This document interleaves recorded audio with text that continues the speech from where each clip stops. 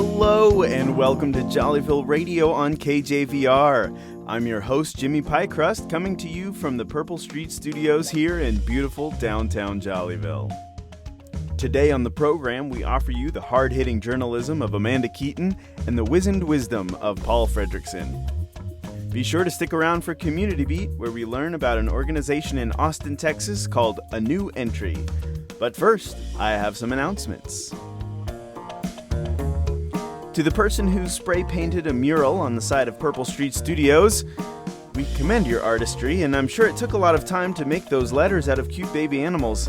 Unfortunately, the particular four-letter word you chose is offensive, and we're going to have to cover it up. We hope you'll understand. As a reminder, Jollyville Savings Time goes into effect this week. Don't forget to set your clocks ahead by 47 minutes. We'll give you a reminder next week when it's time to go back to normal. And now, a word from our sponsors. Penelope Pincher here, reminding you of the Pinata Palooza happening at Pat Penderson's Party Supplies. Get your pens and pencils ready, people. You better plan on popping by. We've got purple penguin pinatas, pinstripe pelican pinatas, paisley patterned panda pinatas, and more. Or perhaps you'd prefer to peruse our more pacifistic products, like peace sign pumped with patchouli. These pinata prices are so popular among penny pinchers, you'll see why that's my name. Come on down to Pat Penderson's Party Supplies, the Pinata Palooza Palace. KJVR Jollyville Radio is sponsored by Gold Rush Burgers, now open on Duval Road. Also, if there are any angel investors out there, please call me because Charlene suddenly can't see how, quote, the business model is viable anymore. Gold Rush Burgers, where gold leaf on a burger doesn't seem to sell. Hey, what's happening? This is UncleASAR. You're listening to KJVR, Jollyville Radio.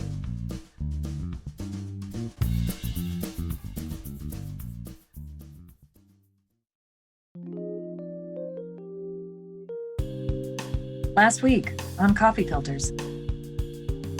You know how sometimes there are moments that really define you at your core? Well, this has really defined my day, and not in a good way. I'm Amanda Keeton, and on this show, we filter the truth and get to the bottom of real mysteries.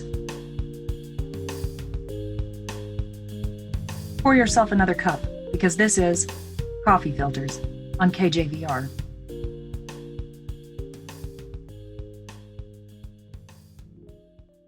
I have a really hard time trusting people. When you get let down enough, eventually you just expect people to let you down in every situation. I don't feel safe or comfortable here anymore. It's a hot, muggy afternoon here in the Jollyville office park, and I'm sitting with Stan, a nondescript man in his 40s, with glasses. All morning, I had been sitting at my desk thinking about that hot, gooey cheese, that sweet tomato sauce, the steam rising up from the pasta. That was my last piece of Kitty Westlake's blue ribbon double sausage Dutch oven lasagna. It meant everything to me. We're in a conference room. Stan is drinking a cup of tea and has a Snuggie wrapped around him. He's describing the feeling of going to the fridge at work, opening the door, and realizing that his lunch is missing. It's made me rethink everything. Susan left a Snickers bar on my desk, but was she trying to tell me something? Earlier today, Dave said, "Have a good lunch, buddy," on his way out of the office. Was he laughing at my pain? We caught up with Susan and Dave to get their take on this situation. I give out candy bars to keep things fun when monthly reports are due. I buy them in assorted bulk. I don't remember who got which one. Look, I was just trying to be nice. That guy freaks out about the littlest things. Honestly, I just try to be nice to him in the hopes that he lightens up a bit. Wait, are we being accused of something? With the suspects in this case denying any involvement, it seems like we're in for a wild ride in this season of Coffee Filters. Next week on Coffee Filters. Hey, this is Stan. I just wanted to let you know I got home and my lasagna was sitting on the kitchen table. I guess somebody felt bad and broke into my house to give it back to me. Join us next week as we continue to filter the truth about Stan and the missing lasagna.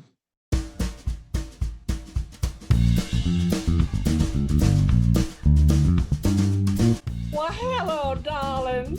My name is Kitty Westlake, and you're listening to Jollyville Radio on KJVR.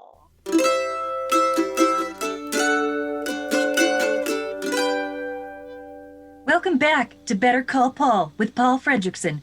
Be it a home improvement project or your love life, he's the handyman you can trust.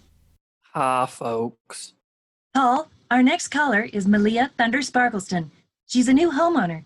She's stuck with a washer and dryer that can't fit through her laundry closet door. Hey, Paul. Yeah, speaking of jams, I didn't think to measure my laundry room doorway to see if my new washer dryer would fit. And it's actually the door jamb that makes it too narrow. These are custom painted appliances. They're bright yellow, my favorite color, with custom pinstriping. And I can't return them. So what can I do? Great question, Malia. First, I'd ask you, do you think you really need a door at all? Maybe custom painted appliances shouldn't be hidden behind a door. How old is your house? Oh, it's a 30-year-old house. Even though your house might have been like this for 30 years, doesn't mean it has to stay that way. Sometimes we've got to get creative, take a new perspective, and make room for life's beauties. Second, I'd say get yourself some sandals. You live near the lake beach, right? Yeah, but what do sandals have to do with my doorway? I've never worn sandals in my life. Closed shoes are really uncomfortable in hot weather, but if I make a switch, I think people will notice. You know, not that my feet are bad or anything. It's natural to want to hide our insecurities, but it often makes us that much more self-conscious about those things. For example, shoes will only make your feet more sweaty, but open-toed sandals will keep your spuds nice and dry. 2, you're ignoring a relationship with your feet and ultimately yourself. With myself? Taking down a laundry closet door might seem unusual, but your custom painted washer and dryer are uniquely you, and they can be a wonderful centerpiece of your home. Wearing sandals might seem weird, but I'd bet you'd fit right in being your genuine self. Wow, that was oddly profound. Miss Thunder Sparkleston, you just reminded me of something. Being genuine is a very important quality in local government. I'm a stand-up guy who'd stand up for you. Vote for me, Paul Fredrickson, mayoral candidate for Jollyville. This message was paid for by the Paul and John Fredrickson Grassroots Locals Only volunteer campaign effort of Jollyville. Do you have a problem for our show? Call me. Yes, listener, if you've got a DIY project, you better call Paul. Find out more information at jollyvilleradio.com. Paul will help you with your construction conundrums and give revelations on your relationships.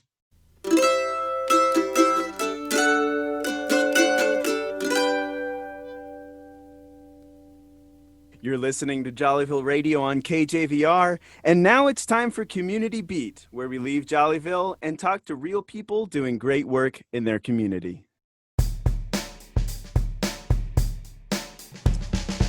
This is Jollyville Community Beat with UncleASAR, where we turn the spotlight on good people doing great work in the real world. Today I'm speaking with Daniel Maldonado, a member of the board of directors with A New Entry McCabe Center, a nonprofit agency based in Austin, Texas, the state capital, serving individuals combating addiction and experiencing homelessness and other life traumas. Hey, Daniel, how's it going? I couldn't be better. Thanks for having me. Good to be here. Excellent, excellent. Daniel, tell us about the origins of A New Entry McCabe Center, as well as the population it serves and the assistance it provides. Well, the origins go beyond the current leadership. And historically, it's been a center for people in need. It's been one of those community focus areas on Austin's beloved East Side. And I think it's named after a priest who was doing recovery work and outreach work to people who were in need or in transition. And about 15 years ago, an organization called A New Entry took it over. And that community has been very focused on several populations, and veterans, homeless, recently incarcerated, and people with dealing with drug and alcohol issues, any kind of substance abuse issues. And so the origins are kind of twofold in the sense that it's a faith-based organization that really has love and a practical love available for people who just need to come in out of the cold or the heat and to get their lives back in order and stabilize before they re-enter. So that's why we call it a new entry, because it's a way to re-enter the community with some support. Is New Entry a strictly residential or inpatient treatment program? Well, it's a combination of both, but it's really about sustainable community. It's about a new entry where people can come and be in an environment where there's not a lot of judgment, there's a lot of love, a lot of forgiveness, and homeless people or people coming out of an incarcerated experience don't show up without intelligence, experience, and gifts and talents. And so we focus on that so that we leave them alone, love up on them, and encourage them to identify their core identity, which a lot of times they've never been given the opportunity to find out who they really are.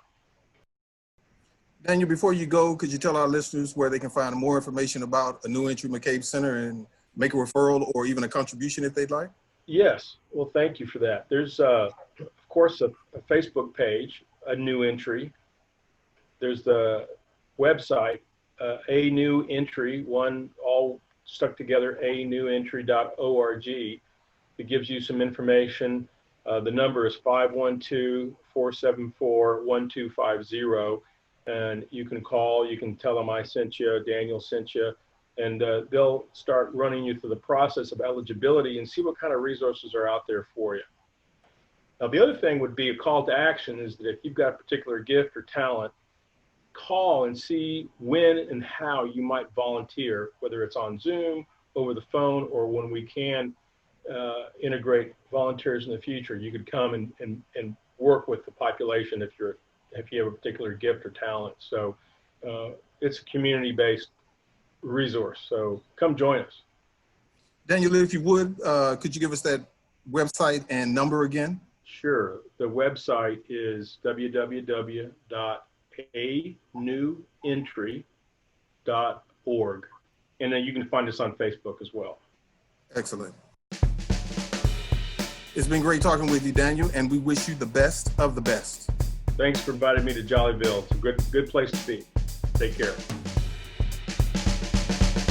This has been Jollyville Community Beat with UncleASAR, and dig this. No one can do everything, but everyone can do something. Peace.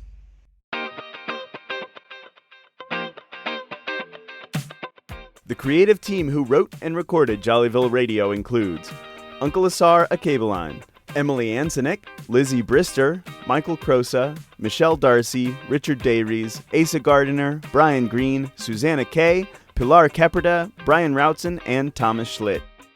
It is directed by Michael Crosa with lead editing provided by Monsi Santillan and social media help from Amy Costa. The recording was made in accordance with social distancing. We'd love to hear from you. We welcome questions for Paul, nominations for Community Beat, and any other suggestions for things happening in Jollyville. Find us on the web at jollyvilleradio.com or on Facebook and Instagram at Jollyville Radio. Jollyville Radio is a production of Jollyville Brass Quintet, member of Austin Creative Alliance. We are based in Austin, Texas. For KJVR, I'm Jimmy Pykrust. We'll see you next time on Jollyville Radio.